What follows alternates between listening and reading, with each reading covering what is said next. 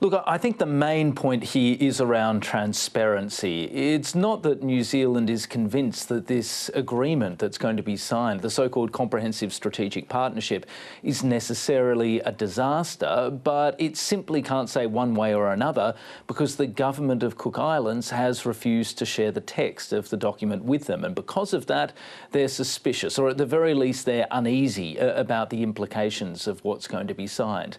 Now, what's actually in it? Well, Mark Brown, the Prime Minister of Cook Islands, has said that there isn't a direct security element to it, like the China Security Agreement that Beijing signed with Solomon Islands back in 2022. But he did say that it covered a whole lot of other things, like investment in things like clean technology, assistance in things like fishing and deep-sea mining. Now, all of that sounds, on the face of it, pretty anodyne, but New Zealand, because it's China, is still worried. They're anxious about some of the strategic implications that could come, for example, from something like China offering assistance in deep-sea mining, or China offering assistance when it comes to mapping seabeds, that sort of thing. In other words, even if there isn't an explicit security element, New Zealand is still worried that there are serious strategic implications out of this. And because of that, it's arguing that Mr. Brown has an obligation to share the text because it does have strategic implications. As you've said, Stephen, Mark Brown says the agreement is nothing like the security pact signed by China and the Solomon Islands, which stirred so much concern, as we know. What's your analysis? How similar or different is this agreement, and should other nations be concerned? Look, it's really difficult to say without seeing the actual text, and it's worth noting that Mark Brown seems to have committed to sharing the text of this document when it is signed. Now, that in itself is interesting because often China is pretty hesitant to share the full text of these sort of agreements. It doesn't have typically the same commitment that governments like Australia and New Zealand typically have to putting these documents on the public record. So if it is shared in full, then everyone from the New Zealand government to analysts to humble journalists like us can make an assessment as to what it does or does not potentially mean.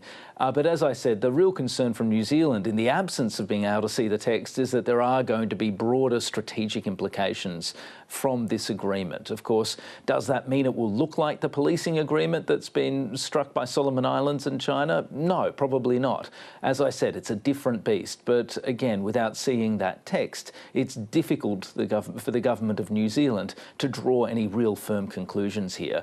And of course, Yvonne, as you know, it's worth remembering that, China here is the major strategic competitor for New Zealand in the region. This is the backdrop here.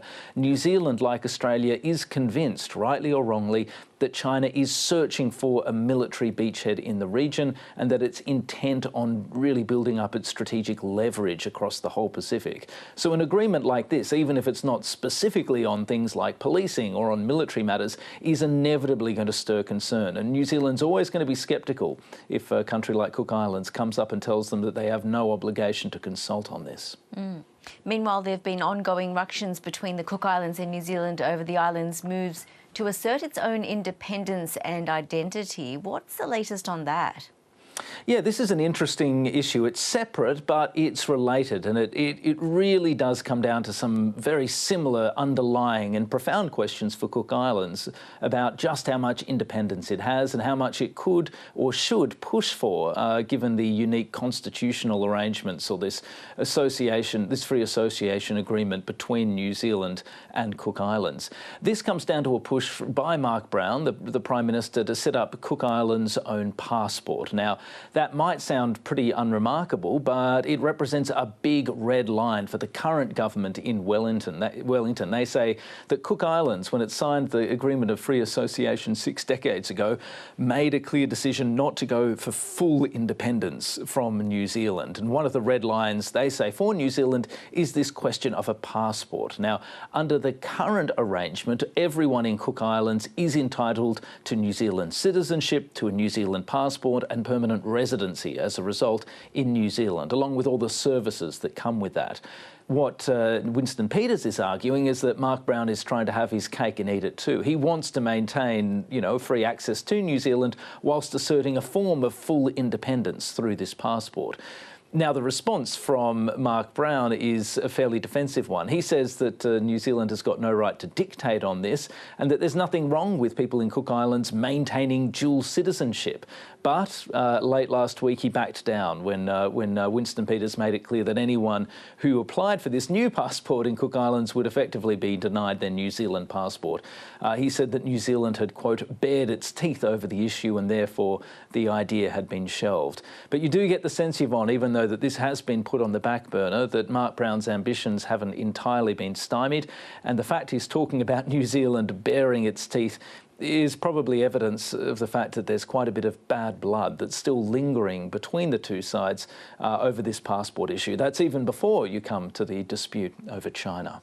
And Stephen, there are other tensions in the region. Actually, several diplomatic stoushes going on at the moment, including between New Zealand and Kiribati. Yeah, that's right. This is another rather unusual development. It's worth remembering, Yvonne, Pacific diplomacy is normally done pretty quietly and carefully, particularly when it comes to Australia and New Zealand. They're conscious of the power differentials in the region. They're conscious of accusations of neo-colonialism, and they tend to tread very carefully in the Pacific and always falling over themselves to talk about the importance of Pacific sovereignty and the like. But Winston Peters, both with Cook Islands and with Kiribati, is taking a somewhat more hardball approach. Now, again, you need a bit of context here. Kiribati is a fairly remote but sprawling Pacific island nation, which has taken a somewhat reclusive turn under the current president, Taneti Mamau. That's been the case for the last 3 or 4 years in particular. We've also seen in Kiribati, unfortunately, something of an assault upon the freedom of its judiciary. I won't get into that now, but suffice to say it's caused quite a bit of concern in New Zealand and in Australia as well. Now, Winston Peters has been trying to meet with President Mamau for quite some time. Apparently, he's made multiple attempts. He was going to meet with him in January, just a few weeks ago, on a date which apparently the president had nominated.